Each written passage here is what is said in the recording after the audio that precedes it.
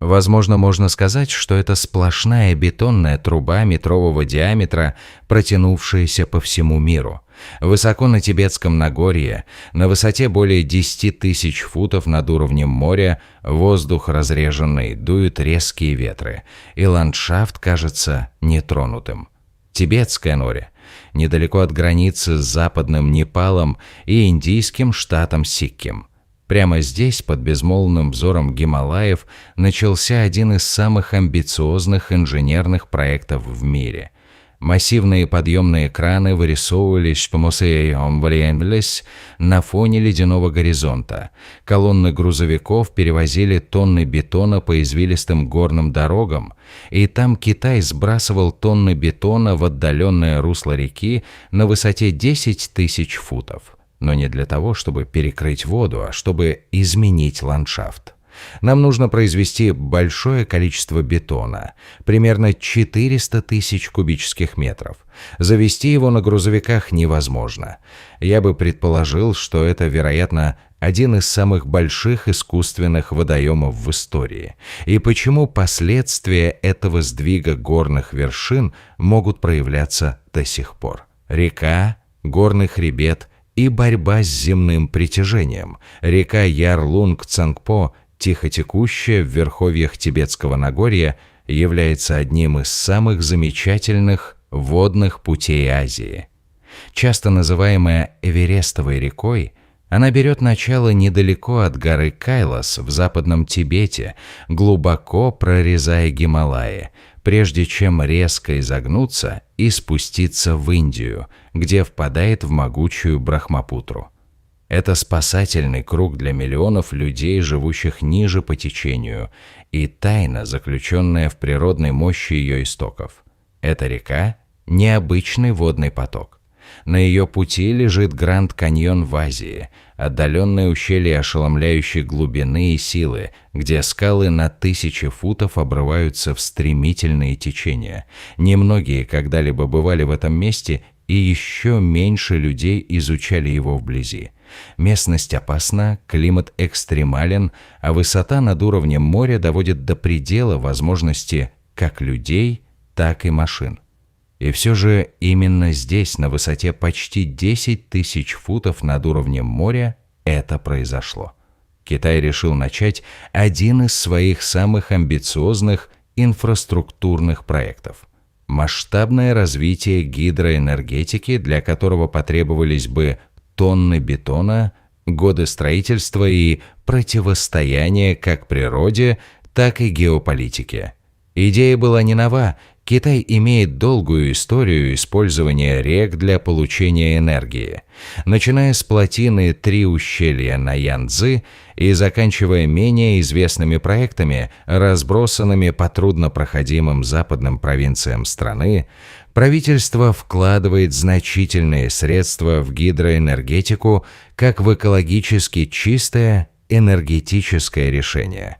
Это национальный приоритет, связанный с промышленным ростом, электрификацией сельских районов и долгосрочной экологической стратегией. Но Ярлунг-Цангпо поставил перед нами такие задачи, каких раньше не было. Во-первых, это геология. Регион расположен на хрупком пересечении тектонических плит, в активной сейсмической зоне, где часто происходят сдвиги горных пород и существует реальная угроза оползней. Почва часто бывает рыхлой, а берега рек крутыми, что требует инновационных фундаментных работ, чтобы создать устойчивую почву для тяжелой техники. Инженерам приходилось рассчитывать не только силу воды, но и саму гору. Один неверный расчет, и вся конструкция могла сдвинуться или обрушиться. Кроме того, есть еще высота. На высоте 10 тысяч футов все замедляется. Рабочим требуется кислородная поддержка. Машины теряют эффективность, а бетон иначе схватывается на холодном и сухом воздухе. Каждый грузовик с материалами должен был подниматься по узким проселочным дорогам, вырубленным в скалах, и каждая капля цемента должна была подвергаться температурному контролю для надлежащего схватывания. Помимо физических рисков, были и экологические проблемы. Ярлунг-Чангпо является домом для видов, не встречающихся больше нигде на Земле. Он питает ледниковые системы, поддерживает отдаленные фермерские деревни и соединяется с речными системами Индии, расположенными ниже по течению. Любое изменение стока или нагрузки наносов оказывает волновой эффект далеко за пределами Тибета. Эксперты-экологи как из Китая, так и из-за его пределов задают вопросы, стоил ли этот проект долгосрочного риска. Так почему же было выбрано именно это место? Потому что, по мнению проектировщиков, оно обладало беспрецедентным гидроэнергетическим потенциалом. Перепад высот в Большом каньоне Ярлунг-Цангпо является одним из самых крутых среди всех крупных рек на планете. Если его успешно перекрыть и использовать, он может генерировать огромное количество энергии, больше, чем многие равнинные реки вместе взятые. Это также соответствует стремлению Китая к энергетической независимости и переходу к зеленой экономике, особенно в связи с тем, что добыча угля находится под пристальным вниманием. Но в погоне за экологически чистой энергией Китай вступил в гонку с гравитацией, местностью и временем. Чтобы добиться успеха, здесь нужно было не просто залить бетон, это означало превзойти Гималаи в инженерном обеспечении. И когда первый бетон упал в реку на высоте 10 тысяч футов, мало кто мог предсказать, что произойдет дальше, даже те, кто его строил. При заливке бетона на краю неба, на высоте 10 тысяч футов над уровнем моря, все работает не так, как должно. Уровень кислорода низкий, двигатели работают с перебоями, и даже простые задачи требуют нового уровня точности. Тем не менее, в тени высоких Гималаев китайские инженеры приступили к настолько сложному процессу, который, казалось, не поддавался логике. Они вылили тысячи тонн бетона прямо в живую горную реку. Это были не просто строительные работы. К месту строительства можно было добраться только по узким извилистым дорогам, проложенным в горных склонах. Дороги были настолько узкими, что тяжелую технику приходилось разбирать, перевозить по частям и собирать на месте.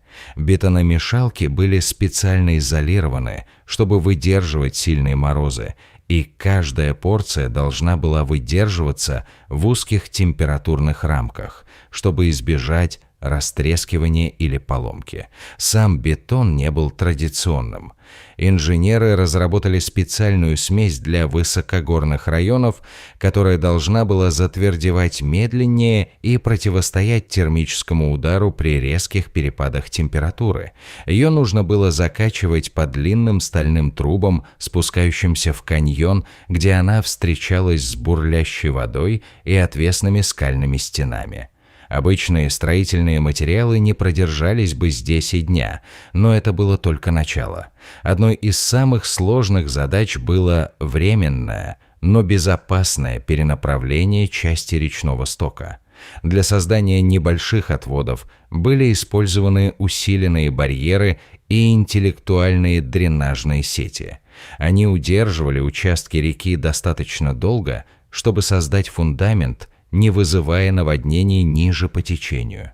Тем временем спутниковое наблюдение и локальные датчики отслеживали поведение воды в режиме реального времени, гарантируя, что никакие неожиданные изменения не могут поставить под угрозу сооружения или жизни людей, работающих вокруг него. Венцом этих усилий стала установка вертикальных перепадных дамп-модулей, уложенных друг на друга бетонных ячеек, которые не только противостояли давлению воды сверху, но и были спроектированы для ускорения течения под ними. Это уменьшило бы накопление наносов и позволило инженерам направлять силы реки туда, где это необходимо. Представьте себе, что это серия подводных террас, каждая из которых спроектирована таким образом, чтобы удерживать, сбрасывать и регулировать экстремальное гидродинамическое давление. Также важное значение имели ограждающие стены. Слои бетона с двойным армированием, расположенные с интервалами, чтобы поглощать удары при движении горных пород. Сконструированные таким образом, чтобы слегка прогибаться под давлением, они были обшиты композитной стальной сеткой и поддерживались титановыми анкерами, вбитыми глубоко в породу. И все это нужно было делать быстро. Условия работы были суровыми. Холод делал инструменты хрупкими. Высота над уровнем моря вызывала усталость, головные боли и проблемы с координацией у рабочих, многим из которых приходилось работать 10-дневными сменами. Бетоновозы должны были доставлять бетономешалку в течение нескольких минут после смешивания, чтобы обеспечить удобство использования. Дроны помогали с инспекциями объектов, но в конечном счете большая часть работы по-прежнему сводилась к человеческому труду, размеренному, методичному и очень опасному. Но, пожалуй, самым впечатляющим было не проектирование. Это была чистая координация. Сотни специалистов в области строительной инженерии, геологии, экологии и логистики работали в унисон. Одна ошибка в сроках поставки или неправильная заливка могут привести к поломке конструкции, которая сведет на нет месяцы прогресса, но они справились с этой задачей. Уровень ила ниже по течению изменился, отдаленные деревни заметили раннее таяние снега, а где-то далеко от места раскопок ученые внимательно наблюдали за происходящим, потому что когда вы заливаете бетон в живую реку на краю неба, вы не всегда можете контролировать, что произойдет дальше. В этот момент все изменилось. В течение нескольких недель все шло по плану. Бетон держался, поток был перенаправлен, и инженеры, работавшие на стройплощадке, сочли это настоящим успехом в строительстве на экстремальных высотах.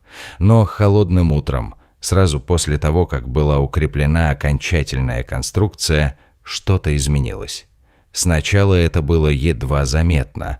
Датчики начали регистрировать необычные изменения давления ниже ватерлинии. Показания показали небольшое увеличение скорости подземного потока, почти незаметное, но достаточное, чтобы обратить на него более пристальное внимание. Спутниковые снимки, сделанные в течение следующих нескольких часов, подтвердили то, чего никто на Земле еще не мог увидеть. Русло реки сместилось. Затем движение ускорилось. Всего через 48 часов после укладки последних бетонных плит в сотнях метров ниже по течению обрушилась стена наносов. Естественная дамба, образовавшаяся за десятилетия из-за таяния ледников и слоистого грунта, внезапно прорвалась. Никаких взрывчатых веществ, никакой техники, просто давление резко снизилось. То, что последовало за этим, не было катастрофой, но произошло быстро. Волна воды прокатилась по низменным каньонам, прокладывая новые пути и затопляя районы, которые никогда раньше не видели воды в местных деревнях, расположенных в нескольких милях от места строительства плотины. Берега рек вздулись, а ирригационные системы рухнули под неожиданным напором. Это событие застало жителей врасплох. «Мы ничего не слышали, только животные бежали», — сказал один фермер из деревни, расположенной ниже по течению. А потом мы увидели, что река течет по-другому. Она была более бурной, выше по течению. Неподалеку, на месте строительства плотины, рабочие строители были быстро эвакуированы на возвышенность. Сообщений о пострадавших не поступало, но настроение мгновенно сменилось с торжествующего на неуверенное. Инженеры сделали все по инструкции, так почему природа изменила правила? Команда гидрологов и геологов была направлена в течение нескольких часов. Для оценки течения они использовали беспилотные летательные аппараты, гидролокационное оборудование и спутниковое тепловое сканирование. Результаты оказались неожиданными не потому, что они свидетельствовали о неудаче, а потому, что предполагали ускоренную экологическую цепную реакцию. По сути, огромная свалка бетона, тщательно обработанная и конструктивно продуманная, действовала как краеугольный камень в гораздо более масштабной головоломке. Это перенаправило давление, достаточное для того, чтобы расшатать старые геологические образования, спровоцировав прорыв отложений и направив реку в новые непредсказуемые русла. Что стало самым удивительным? Согласно официальному протоколу, это не считалось катастрофой. Инфраструктура не была разрушена, никто не погиб. Но с научной точки зрения это событие было значительным.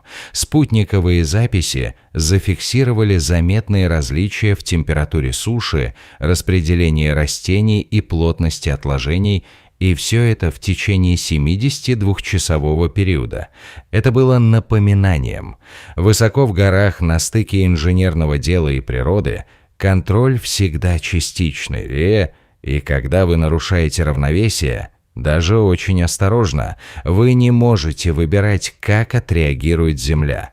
Наука борется за ответы. Через несколько дней после неожиданного смещения Ярлунг Чангпо, мировое научное сообщество, насторожилось.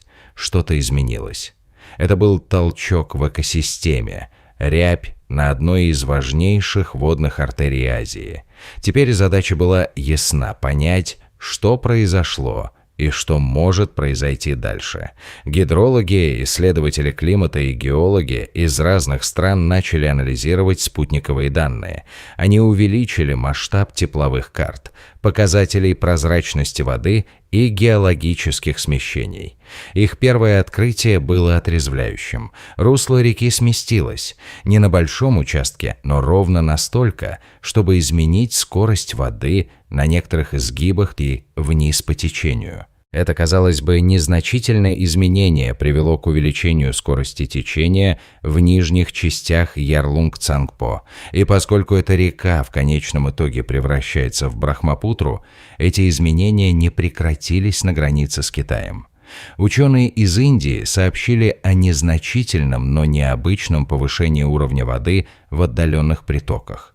Это не было наводнением, но и необычным явлением.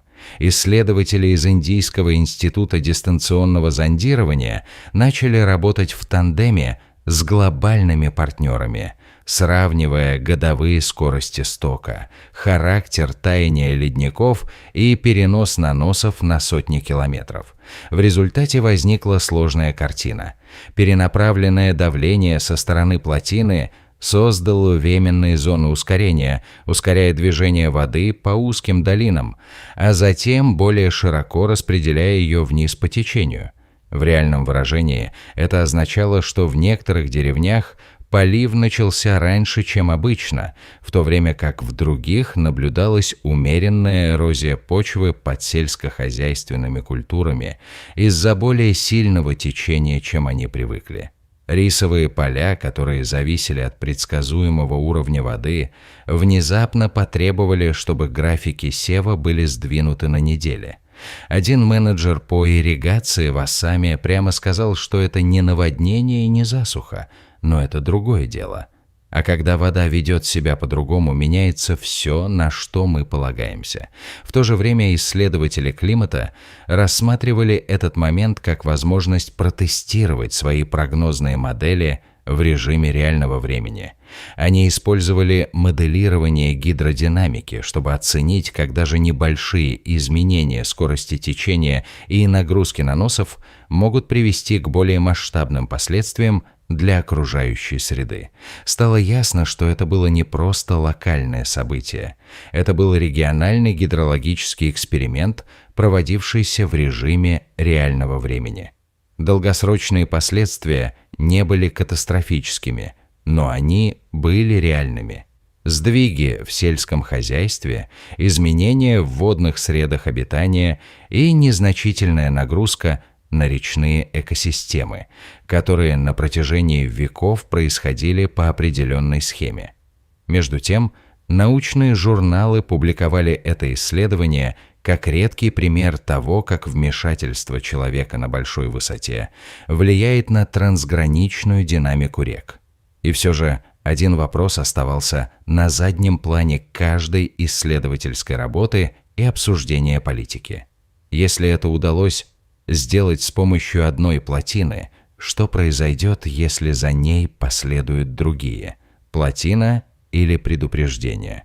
Когда инженеры впервые предложили проект гидроэлектростанции на реке Ярлунг-Чангпо, цель была проста – использовать один из самых крутых перепадов в реке в мире для выработки экологически чистой энергии.